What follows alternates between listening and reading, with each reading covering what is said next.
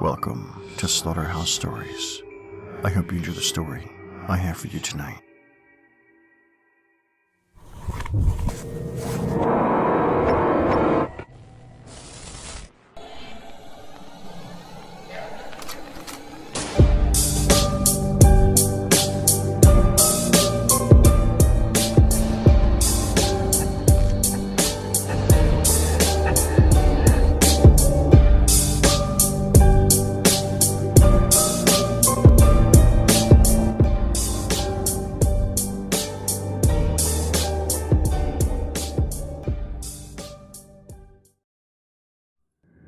Dance with the Devil.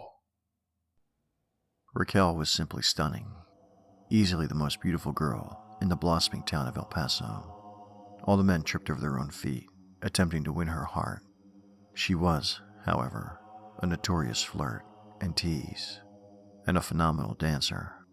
Her only requirement for her prospective suitors was that they be able to keep up with her on the dance floor. One particular evening, in late October, Raquel was having an exceptionally wonderful night.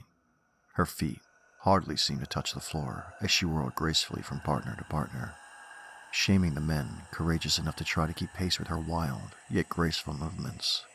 She laughed as she danced, red skirts flying, delighting in the frustration she caused each of them, and consequently, their female counterparts. After hours of merciless teasing and cuckolding, Raquel excused herself for a brief respite from the dance floor. This was, of course, met with wistful sighs from the men and jealous sniffs from the other women. While reposing near the small raised dais where the mariachi band was playing, Raquel happened to spy a strikingly handsome young man in an extravagant black suit.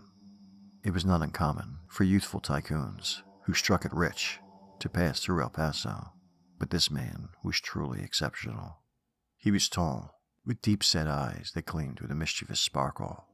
His face was elegantly formed, strong, clean-shaven, jaw jutting beneath wide-set cheekbones.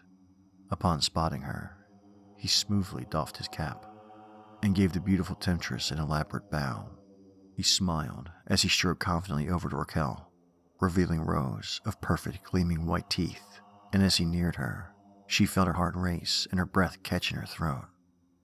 In a low, baritone rumble, he simply asked, "Care to dance?"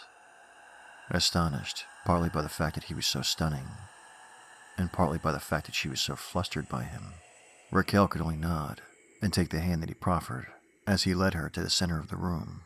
The band fell silent, and the crowd parted for the couple, clearing a large space for them to perform what would invariably be a dance to remember for years to come. The mysterious gentleman bowed deeply, and Raquel curtsied in turn as the band began to play a lively, up-tempo tune. And then they began to dance. They stepped simply at first, each becoming familiar with the other's movements.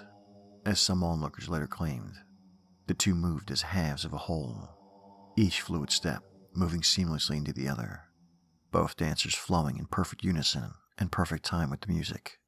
Quickly, the two began to perform more and more complex movements, gracefully twirling across the floor as though on a cushion of air.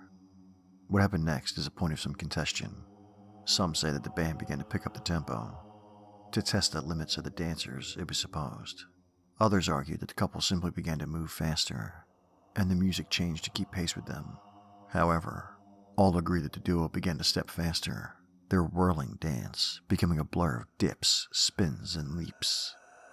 As the band reached a climactic crescendo in the music, the gentleman took Raquel in his arms, and they began to spin. Slowly at first, then faster, and faster, and faster. Their feet flew across the floorboards as the music rose to a near hysterical pace. And as they rotated, Raquel began to realize that this was no ordinary dance, and no ordinary stranger. She locked eyes with her partner, and noticed for the first time their unusual hue, a deep, unsettling crimson. He began to laugh, a low, bellowing rumble that sent chills down her spine. Their whirling began to make her feel faint. She couldn't let go of the enigmatic stranger. Her hands clasped his in a white-knuckled death grip as they circled around and around. Soon, all that the astonished onlookers could see was a black and red blur and most agree that the pair was no longer dancing on the floor. They had risen several inches into the air, circling around faster than any eye could see. The band members frantically beat out the tempo, terrified and exhausted, but unable to cease their rhythmic tune. Sweat beaded on their foreheads as muscles strained to their breaking point to keep pace with the otherworldly beat. Suddenly, Raquel let out an ear-piercing shriek and fell to the ground. As suddenly as he had appeared, the gentleman in the black suit was gone. In his wake, he left only a faint scent of sulfur, and Raquel. Concerned, the other dancers crowded around to see what had become of their most beautiful flower, and were shocked and dismayed by the sight that confronted them. Raquel lay, limbs contorted at grotesque angles, her face frozen in a mask of fear. All color had been leached from her once supple brown skin, and her voluptuous body had become a shriveled husk of papery skin and bone.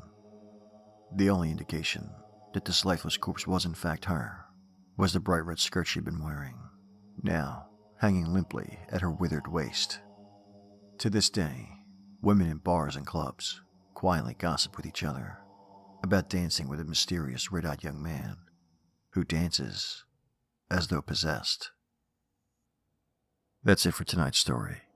But before we end things, your favorite scary story narrator, me, I hope, would like you to check out the Slaughterhouse Stories podcast, available at all your favorite podcast sites, so download and subscribe. And as always, thank you for listening. If you enjoyed tonight's story, please like, share, and subscribe. And until next time, stay spooky.